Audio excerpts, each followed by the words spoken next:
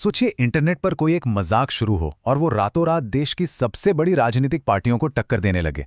बिल्कुल ऐसा ही कुछ हुआ है। आज के इस खास विश्लेषण में हम एक ऐसे अजीबोगरीब डिजिटल तूफान की बात करने वाले हैं जिसने सोशल मीडिया को पूरी तरह से हिलाकर रख दिया है। हम बात कर रहे हैं कॉकरोच जनता पार्टी की। जी हाँ, नाम सुनकर थोड़ी हंसी आ सकती है, लेकिन यकीन मानिए इस सटायरिकल यानी व्यंग्यात्मक अभियान के पीछे की कहानी और इसके आंकड़े किसी के भी होश उड़ाने के लिए काफी हैं।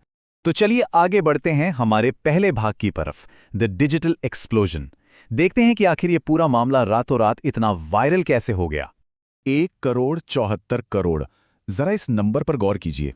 ये कोई छोटा मोटा आंकड़ा नहीं है। सबसे हैरानी की बात तो ये है कि कॉकरोच जनता पार्टी के इंस्टाग्राम पेज ने इतने फॉलोअर्स महज 5 दिनों के अंदर जुटा लिए। जी हाँ, सिर्फ 5 दिन। ये अपने आप में एक बहुत बड़ा सबूत है कि आज के इस डिजिटल दौर में कोई आइडिया कितनी तेजी से जंगल की आग की तरफ फैल सकता है। अब इस नंबर की अहमियत समझने के लिए जरा इसे हमारे देश की प्रमुख राजनीतिक पार्टियों से कंपेयर करके देखते हैं। देश की सबसे पुरानी पार्टी कांग्रेस के आधिकारिक इंस्टाग्राम पेज पर करीब 1.33 करोड़ फॉलोअर्स हैं। वहीं भारतीय जनता पार्टी यानी बीजेपी के आधिकारिक पेज पर 88 लाख फॉलोअर्स हैं। और इन दोनों के मुकाबले महज कुछ दिनों पहले बना ये व्यंग्यात्मक पेज 1.74 करोड़ फॉलोअर्स के साथ सबसे आगे निकल गया। मतलब बिना किसी जमीनी कार्यकर्ता या पार्टी ऑफिस के सिर्फ एक डिजिटल पेज ने मेनस्ट्रीम पार्टियों को सोशल मीडिया पर पीछे छोड़ दिया। लेकिन रुकिए, इस कहानी में एक बहुत बड़ा ट्विस्ट भी है। इंटरनेट की दुनिया जितनी अजीब है उतनी ही अनप्रिडिक्टेबल भी। एक तरफ तो इंस्टाग्राम पर इस पेज ने रिकॉर्ड तोड़ ग्रोथ हासिल की, लोग पागलों की तरह इससे जुड़ते गए। लेकिन वहीं दूसरी तरफ सोशल मीडिया प्लेटफॉर्म एक्स, जिसे हम पहले ट्विटर कहते थे, वहां इस अकाउंट को रातों रात पूरी तरह से बैन कर दिया गया। एक ही डिजिटल मूवमेंट, लेकिन दो अलग अलग प्लेटफॉर्म्स पर उसका बिल्कुल अलग अंजाम। यह हमें साफ तौर पर दिखाता है कि कैसे अलग अलग सोशल मीडिया प्लेटफॉर्म्स के नियम और उनका बर्ताव एकदम अलग हो सकता है। तो अब आते हैं दूसरे भाग पर, ऑरिजिन ऑफ द सटायर। चलिए थोड़ा पीछे चलते हैं और समझते हैं कि इस डिजिटल गुस्से की शुरुआत आखिर हुई कहां से थी। अगर हम घटनाओं की टाइमलाइन देखें तो 15 मई को भारत के मुख्य न्यायाधीश यानी सीजेआई की एक कथित टिप्पणी सामने आती है। सोशल मीडिया पर यह बात आग की तरह फैलने लगी कि उन्होंने ऑनलाइन रहने वाले बेरोजगार युवाओं और फर्जी डिग्री वालों के लिए कॉकरोच और परजीवी जैसे शब्दों का इस्तेमाल किया है।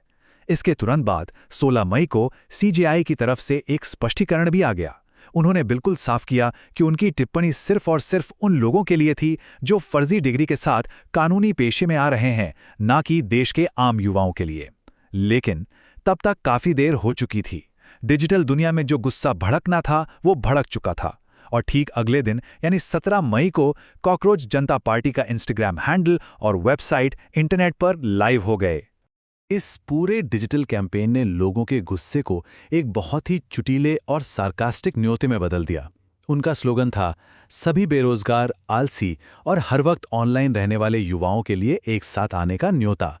मतलब जिन शब्दों को लोगों ने एक आलोचना के तौर पे लिया था, उसी को इस कैंपेन ने अपना हथियार बना लिया। ये एक बेहद ही स्मार्ट और क्रिएटिव तरीका था जिसने इंटरनेट पर मौजूद लाखों युवाओं को तुरंत अपनी तरफ खींच लिया।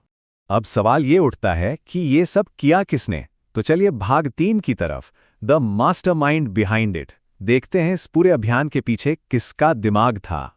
इस पूरी डिजिटल क्रांति के पीछे नाम आता है अभिजीत दीपके का। अभिजीत वैसे तो अभी अमेरिका के बॉस्टन में रहते हैं, लेकिन उनका परिवार महाराष्ट्र के छत्रपति संभाजी नगर में रहता है। अब अगर हम इनके बैकग्राउंड पे नजर डालें तो ये साफ हो जाता है कि ये कैंपेन इतना सक्सेसफुल क्यों रहा। उन्होंने पुणे से जर्नलिज्म में ग्रेजुएशन किया है और बोस्टन यूनिवर्सिटी से पब्लिक रिलेशंस में मास्टर्स की डिग्री ली है। इतना ही नहीं, वो एक पॉलिटिकल कम्युनिकेशन स्ट्रैटेजिस्ट भी हैं और साल 2020 से लेकर 2023 के बीच आम आदमी पार्टी की आईटी विंग के कोर मेंबर रह चुके हैं। तो कुल मिलाकर बात यह है कि ये कोई रातों रात लिया गया रैंडम फैसला नहीं था। इसके पीछे पीआर, कम्युनिकेशन और डिजिटल पॉलिटिक्स की बहुत ही गहरी समझ काम कर रही थी। और अब बढ़ते हैं हमारे चौथे और आखिरी भाग की तरफ, वर्चुअल ट्रेंड, रियल वर्ल्ड। कैसे ये डिजिटल मजाक इंटरनेट की दुनिया से बाहर निकलकर जमीनी हकीकत में बदल गया। अक्सर इंटरनेट ट्रेंड्स सिर्फ स्क्रीन तक सीमित रहते हैं, लेकिन यहां ऐसा नहीं हुआ। इस सटायर ने असल जिंदगी में भी अपनी जगह बना ली। युवाओं ने प्राउड कॉकरोच लिखी हुई टी-शर्ट्स पहनना शुरू कर दिया। ये सिर्फ एक मीम नहीं बचा था, लोग इसे बाकायदा एक पहचान की तरह ओढ़ रहे थे। और तो और दिल्ली में तो हद ही हो गई। युवाओं की एक पूरी टीम यमुना नदी की सफाई करने पहुंच गई, और वो भी कॉकरोच की कॉस्ट्यूम पहनकर। जाहिर है इसका वीडियो इंटरनेट पर बुरी तरह वायरल हो गया। ये एक बेहद अनोखा नजारा था, जहां एक डिजिटल सटायर को असल जिंदगी में समाज सेवा के काम के साथ जोड़ दिया गया।